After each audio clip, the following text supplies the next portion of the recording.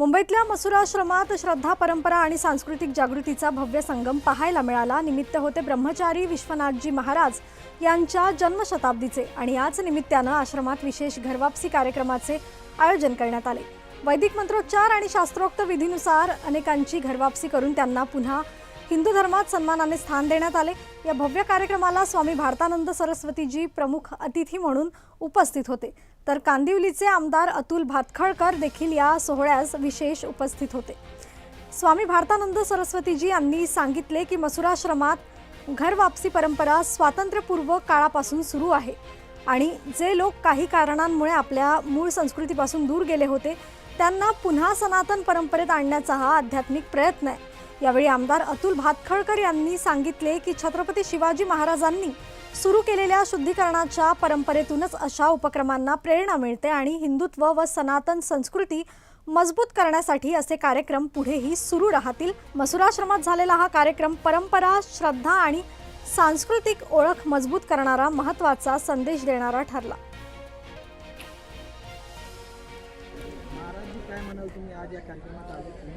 आज मुंबईमध्ये गोरेगाव पूर्व मसूर आश्रम आदरणीय वंदनीय धर्मभास्कर विनायक महाराज मसूरकर यांनी जे रोपटं लावलं होतं त्याचा वटवृक्ष होताना आज दिसतोय। आणि महाराजांच्या नंतर धर्माचार्य ब्रह्मचारी विश्वनाथ महाराज यांनी एक महाराजांचा जो सिद्धांत होता आणि सनातन धर्म रक्षणासाठी शुद्धीकरणाची मोहीम, ही चळवळ, एक अभियान आणि घरवापसीसारखा, कारण आपल्या हिंदू धर्मामध्ये खूप मोठा एक षडयंत्र करून काही गरीब लोकांना फसवलं जाते, आदिवासी पाड्यामध्ये, वनवासी गरीब लोकांमध्ये। अशा वेळेस हे संत यांनी खूप पवित्र पावन एक मोठं काम केलं आणि त्या काळी प्रतिकूल स्थितीत असताना सुद्धा दादरा नगर हवेली असेल, खाली गोव्यापर्यंत पोर्तुगीज असतील, अशा प्रतिकूल स्थितीमध्ये हजारो लोकांचं शुद्धीकरण केलं, आपल्या धर्मामध्ये त्यांची घरवापसी केली आणि त्यांच्याबरोबर चांगला व्यवहार आणि सनातन धर्माचा सिद्धांत साक्षात त्यांनी आपल्या जीवनात उतरवला। आणि म्हणून मसुरा आश्रमचं हे काम देव देश धर्मरक्षणासाठी अतिशय आज काळाची गरज आहे। आणि आता सर्व आमची विश्वस्त मंडळी, या ट्रस्टचे अध्यक्ष आदरणीय आमदार अतुलजी भातखळकरजी, तर हे सुद्धा सन्माननीय या आमदार आहेत आणि त्यांनी आता ठरवलेले आमचे समर्थ भक्त पराजबुवा रामदासी सर्व विश्वस्त मंडळी। तर आज ब्रह्मचारी विश्वनाथ महाराजांची या जन्मशताब्दी सुरू झालेली आणि या वर्षभरात हजारो आमचे वनवासी बांधवांना परत आपल्या सन्मानाने आपल्या धर्मात त्यांची घरवापसी करून शुद्धीकरण करून तो एक जी चळवळ होती महाराजांची, ती चळवळ कायम चालू ठेवावी असा संकल्प झाला आणि आज अनेक लोकांचं शुद्धीकरण झालेलं आहे आणि या आश्रमात हे कार्य कायमस्वरूपी चालू राहते। पण आज विशेष आजचा दिवस म्हणजे आज जन्मशताब्दीचा वर्ष ब्रह्मचारी धर्माचार्य विश्वनाथ महाराज गुरुजी यांची जन्मशताब्दी सुरू झाली आणि या जन्मशताब्दीच्या निमित्ताने संकल्प झाला की त्यांचं जी अभियान, त्यांचं ती चळवळ, ती मोहीम, ती कायमस्वरूपी आपण चालू ठेवू।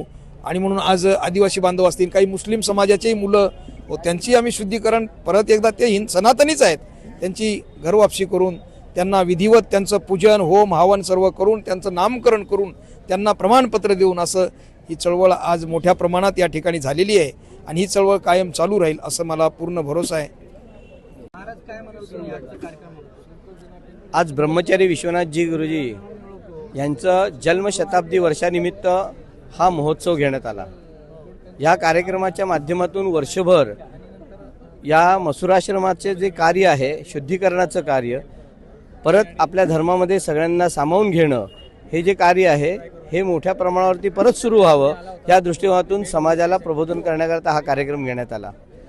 मुळात विनायक महाराज मसूरकर हे रामदासी संप्रदायाचे समर्थ रामदास स्वामींनी स्थापन केलेल्या 11 मारुतीपैकी सातारा जिल्ह्यात असलेल्या मसूर या ठिकाणचं जे मारुतीचं देवस्थान आहे त्याचे ते मठाधिपती। तिथून त्यांना त्यावेळेला म्हणजे 1915-16च्या दरम्यान त्या ठिकाणी लक्षात आलं की संपूर्ण आपण वेद पाठशाळा केलेली आहे, वेद पठण केलेलं आहे, सगळं धर्माचं शिक्षण घेतलेलं आहे, परंतु धर्माचं शिक्षण हे आपल्या काही ठराविक मंडळींपुरतंच राहत आहे। समाजामध्ये खूप मोठे प्रॉब्लेम आहेत आणि समाजामध्ये मोठ्या प्रमाणावरती धर्मांतरण होते। त्यावेळेला आपल्या संपूर्ण देशामध्ये पोर्तुगाल सरकार आणि या ठिकाणी ब्रिटिश सरकार म्हणजे पोर्तुगाल सरकार गोव्यात होतं, आपल्या इथे महाराष्ट्रात मुंबईमध्ये ब्रिटिश सरकारचं सगळं कार्य होतं. ह्या वेळेला मोठ्या प्रमाणावरती बाटवण्याचं काम, म्हणजे आज पाव हा सर्वसाधारण लोकांचा अन्न आहे, पण त्यावेळेला तो पाव जर चुकून कोणाच्या पाण्यामध्ये मिसळला, विहिरीमध्ये टाकला, तर तो ख्रिश्चन व्हायचा, इतकी गैरसमजूत त्या ठिकाणी होती. आणि अशा पद्धतीने भोळ्या भाबड्या हिंदू भाविकांना बाटवण्याचं काम हे त्यावेळेला ख्रिश्चन मिशनरीच्या माध्यमातून होत होतं. ते थांबवण्याकरता त्यांनी आश्रम सोडला, मठ सोडला आणि तिथून संपूर्ण महाराष्ट्रभर भ्रमण केलं. ज्या ज्या ठिकाणी अशी गरज होती त्या त्या ठिकाणी त्यांनी आपल्या बांधवांना समजावून सांगितलं आणि परत हिंदू धर्मामध्ये असलेल्या ज्या परत घेण्याच्या विधी आहेत त्या विधी करून त्यांना हिंदू धर्मामध्ये स्वीकारण्यात आलं. तेच काम पुढे ब्रह्मचारी विश्वनाथजी महाराजांनी केलं.